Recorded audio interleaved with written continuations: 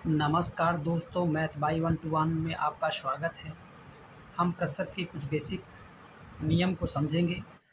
प्रतिशत का अर्थ होता है प्रति सैकड़ा।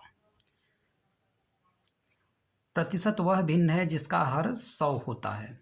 जैसे 10% में हम परसेंट है तो उसको वो इसके हर में 10/100 लिख देंगे। उसी तरह से 25% है, 25 में हर इसका 100 लिख देंगे। इसी तरह से 300% है इक्वल टू 300 में हम 100 लगा देंगे इसका हर। प्रतिशत को साधारण में बदलो तो 10% को हम लिख सकते हैं 10 बटा हर इसका 100 हो जाएगा, और इसको काट लेंगे 10 के 10, 10 दहा में 100, यही आंसर हो जाएगा इसका। ये 40% है, 40% को हम 40/100 लिख सकते हैं, और इसे हम काट सकते हैं 20 दूनी 20 पंजे, यही इसका आंसर हो जाएगा 2/5। भिन्न को प्रतिशत में बदलो 1/10 को हम लिख सकते हैं, प्रतिशत में बदलना होता है तो गुणे 100 कर देते हैं, 1/10 गुणे 100 भिन्न के गुणे 100 कर देते हैं, और इसको काट लेते हैं। कितना हो गया इसका 10%।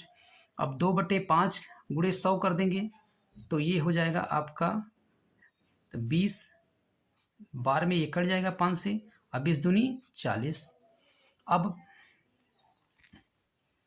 प्रतिशत को दशमलव में बदलो 32%/100 होता है, और इसमें 100 से भाग लग जाएगा तो हो जाएगा 0.32। और 40% है, 40% का मतलब होता है बटा 100, और आपको दशमलव लग जाएगा 40। 32% है तो आपको 32/100 लिख देंगे, 100 में 2 से भाग लग जाएगा, ये हो जाएगा 6.2। आइए आपको हम कुछ बेसिक सवालों को हम 40 रुपये का 15% कितना होगा। 40 का मतलब होता है गुणा, और 15 और परसेंट का मतलब होता है 100। इसी को काट लेंगे, 20 दूनी 20 पंजे, 5 तिया, 3 दूना 6, यही आंसर हो जाएगा इसका। 1500 का 40% कितना होगा। 1500 का 40% कितना होगा।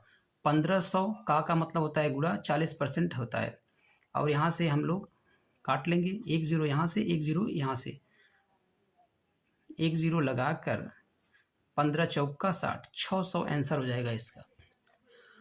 अब 200 का 30% कितना होगा। 200 का मतलब होता है गुणा, 30% कितना होगा। 1 0 यहाँ से, 1 0 यहाँ से, और 30 गुणे 20, 30 गुणे 2, 30 गुणे 2 बराबर 60, 30 दूनी 60, यही आंसर हो जाएगा आपका, यही आंसर हो जाएगा। अगर वीडियो आपको अच्छी लगी हो तो आप लाइक, शेयर और सब्सक्राइब करना ना भूलिएगा। धन्यवाद दोस्तों।